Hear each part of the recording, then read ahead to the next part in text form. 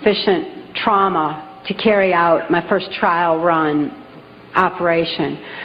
An enormous quantity of cocaine had been flown in on one of these operations, and I was to deliver it into the neighboring state of Arkansas.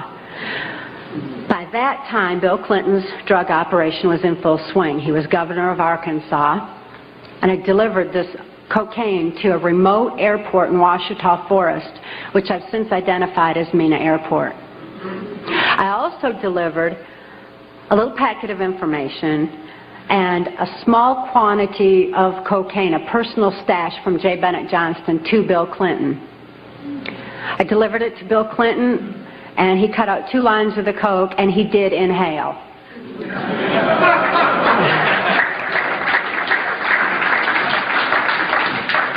That certainly wasn't the only time I saw Bill Clinton using cocaine. My sexual experience with Bill Clinton was extremely limited, in spite of the fact that I was a sex slave. It was my experience that Bill Clinton is bisexual, leaning far more towards a homosexual end. All I've ever seen him involved in was a homosexual activity, with very limited experience with him myself. Whereas my experience was much more prevalent with Hillary Clinton, because Hillary is also bisexual, leaning more towards a homosexual end, and it was she who accessed my sex programming to fulfill her perversions. People have all kinds of belief systems, and I'm sure each and every one of you has various and different belief systems as well. Regardless of what your belief system is, it is imperative that you know that these criminals are people. They are within our realm to affect. They need to be held accountable for their actions and their crimes against humanity.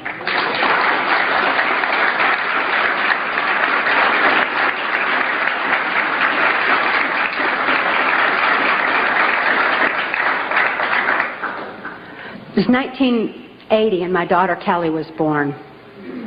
She was born directly into the MK Ultra Mind Control Project on a much higher level, a more sophisticated technological level than I was subjected to. In addition to trauma, she was subjected to harmonic mind control programming on NASA installations literally since birth, before her brain even had a chance to form. As soon as Kelly was born, Senator Byrd figured I'd been traumatized enough by that time and ordered that we be transferred back to Nashville, Tennessee to carry out operations during the Reagan administration. By being within the country music industry, we had a second handler. His name was Alex Houston. Alex Houston is a ventriloquist, stage hypnotist in the country music industry. Above all, he carries out criminal covert CIA operations that fund the black budget, and this certainly included bringing in large quantities of cocaine and distributing them through the United States, Canada. He was working at that time and provided a cover for me to be taken throughout the United States, Canada, Mexico, and the Caribbean for these criminal covert operations.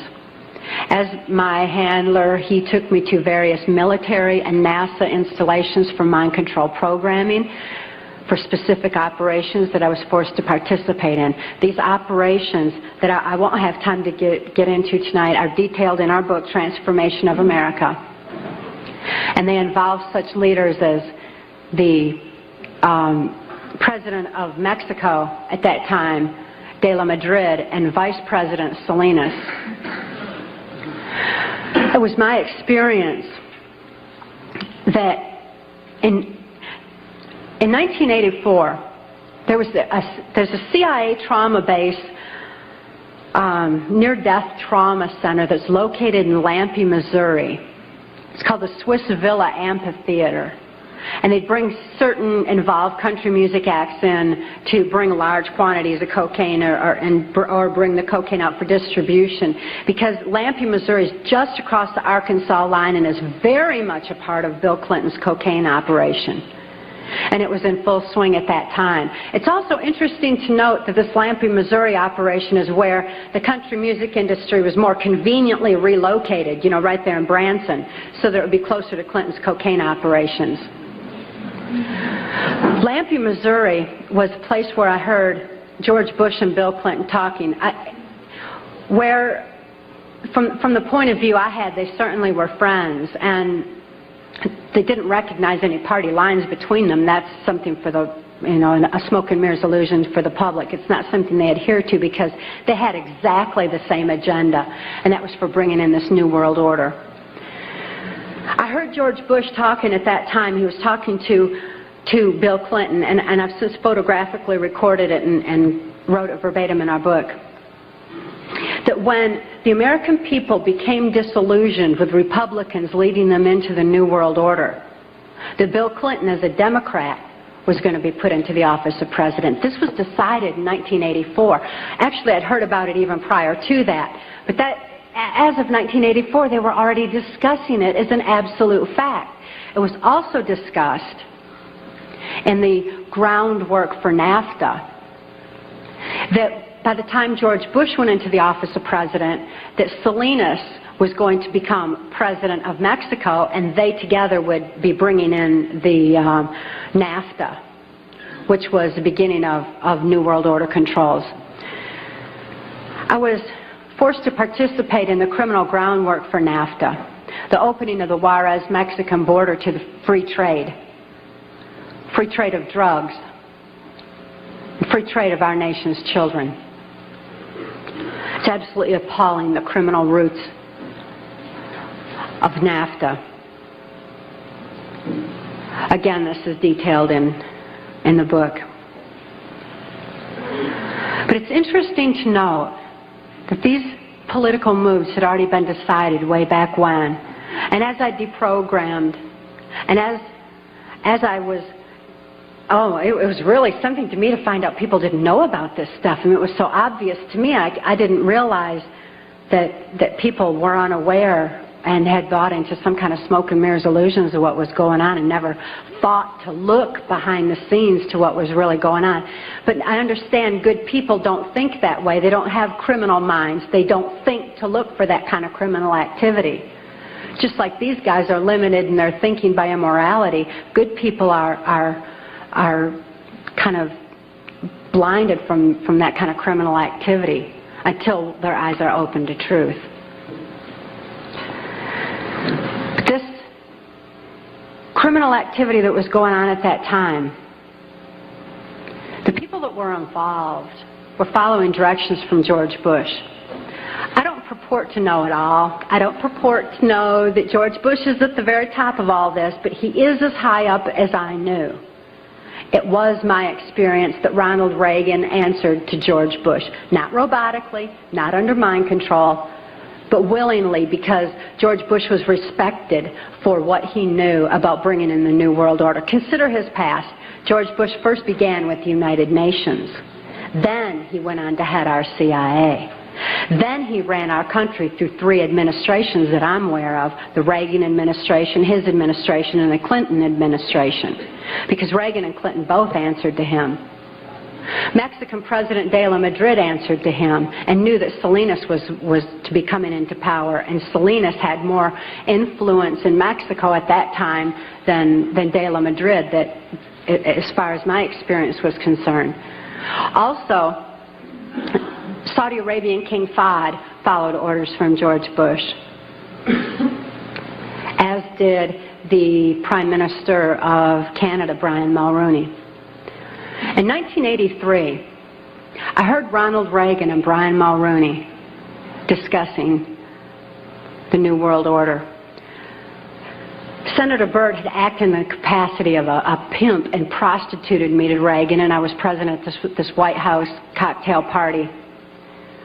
Now, Ronald Reagan certainly provided a wonderful smoke and mirrors illusion for all of us. For those of you who don't want to believe that he's involved in this, he told you he's an actor. And he did a real good job of it for a long time. That was his role. That's what he was supposed to do.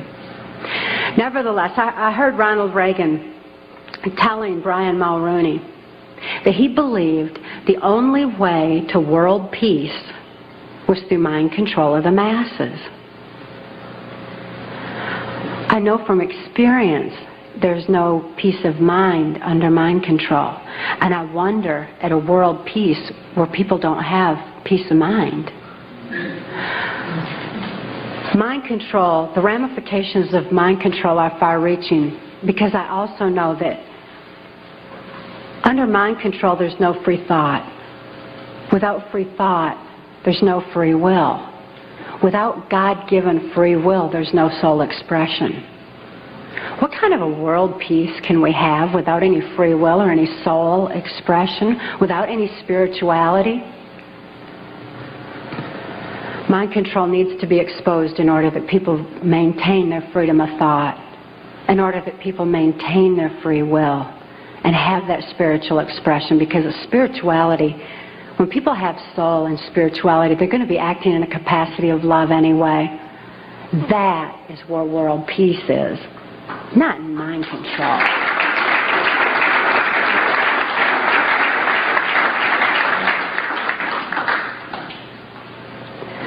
By 1988, I'd been forced to participate in numerous operations against my will, all of which I certainly would never have done. I guess if I had had any part of me that was willing to do anything like that, mind control would not have been necessary.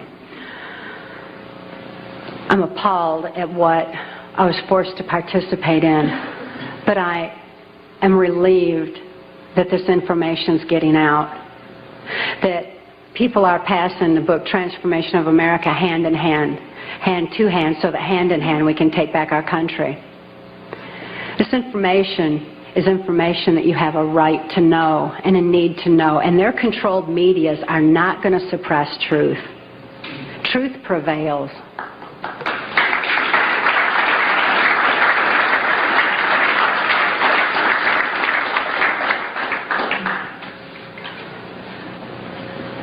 In 1988, Mark rescued my daughter Kelly and I.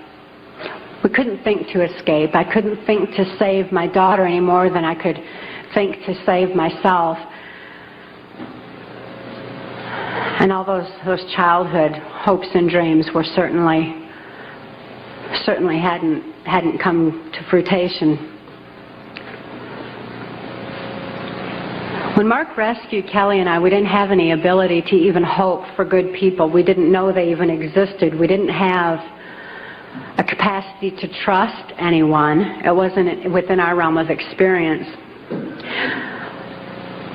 I couldn't think to reason that Mark was a good guy.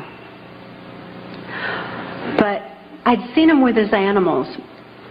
And even though I didn't have any ability to consciously reason, and Kelly didn't have any ability to consciously reason things out or to think things out, we had this extra sense developed. We sensed things very strongly. After all, when you consider that we use, 10% of our brain, we'd been like blasted into other parts of our brain, and these parts of our brain were real perceptive on what's considered, I suppose, psychic levels by some definition. When we had a sense for things, kind of like the animals did. And we noticed that the animals loved Mark. He had these raccoons that he'd rescued. He had 3 raccoons, and they all loved him, and they hugged him, and they wrapped their arms around his neck, and they patted on his face and kissed him. And, that was really a neat thing for us to see, because we had only seen our animals abused.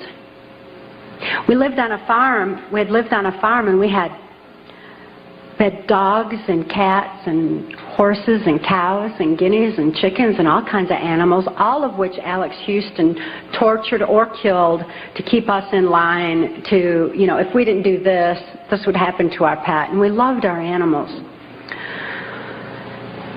Please bear this in mind, that people who abuse children oftentimes abuse animals. If you see someone abusing an animal, keep your eyes open, look further, make sure those kids are safe. I've never seen an exception to this rule. Not that there's not one out there somewhere, but I've never seen an exception to it. So it was very telling to us that these animals loved Mark. Additionally, when he came in and rescued us. I mean, here we were under the gun of the CIA. Everything was very precarious, to say the least. I was 30 years old. I was supposed to be killed, as most mind-controlled slaves are at the age of 30. Besides, I was considered too old for sex by that time, so I was supposed to be wiped out. But Mark came in and rescued me from certain death and rescued my daughter from a fate much worse than death, and took the time to rescue our animals. He packed up all those cows and horses and guineas and chickens and loaded them up on these different trailers and everything and brought them to safety as well. This had a profound impact on Kelly and I. We certainly developed an ability to trust right there and then. Mark took us to the safety and serenity of Alaska. Since we were safe for the first time in our lives, experiencing love for the first time in our lives, memories of our past began flashing on our mind's screen. As these memories flashed, and I started to remember what had happened to me and to my daughter, particularly during the Reagan-Bush administration, I became enraged. I was enraged at what my daughter had been through, the tortures I'd endured, and what the plan was for humanity as a whole. I'd have been blinded by that rage, immobilized by that rage, if it weren't for Mark's wisdom in telling me that the best revenge is total recovery.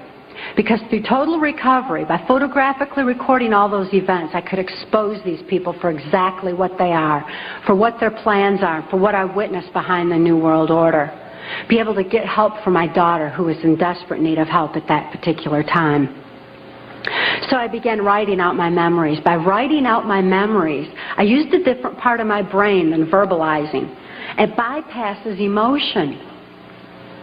Bypassing emotion was very necessary for logically making the incomprehensible comprehensible, for understanding and grasping what had happened to us and what could be done with that information. Kelly was not so fortunate.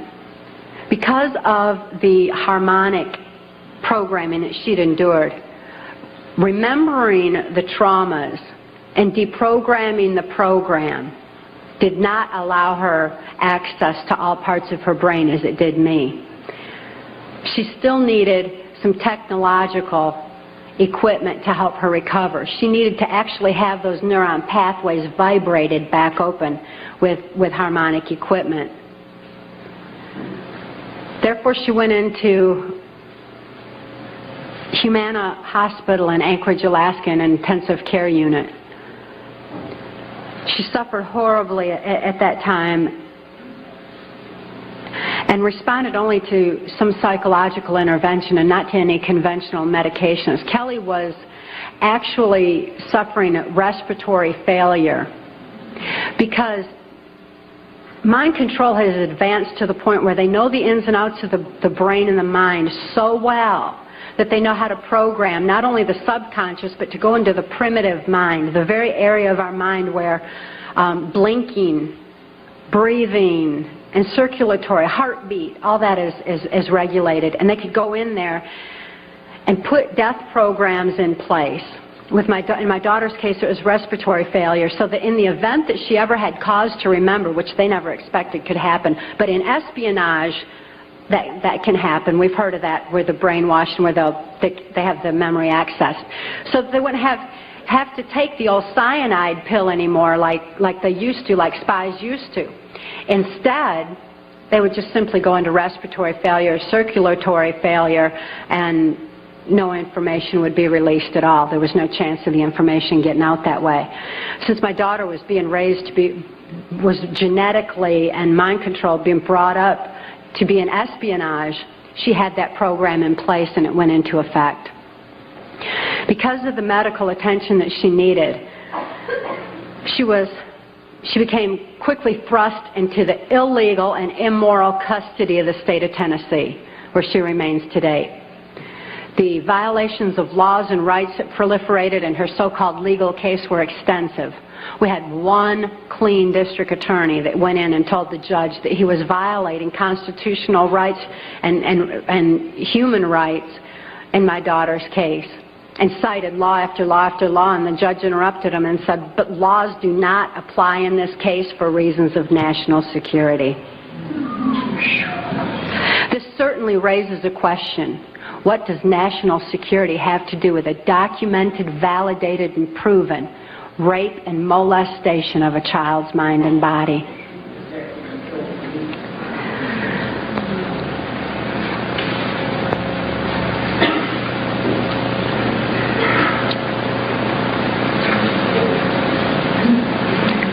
For Kelly's sake, and the sake of so many other mind control survivors out there, we need to lift this veil of national security.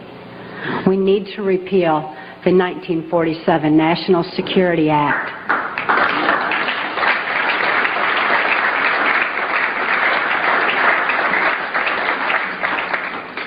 This is a national security that's threatening the security of our nation when it covers up such crimes against humanity as mind control, when it covers up the CIA's so-called war on drugs, when it covers up the selling out of our country to New World Order controls.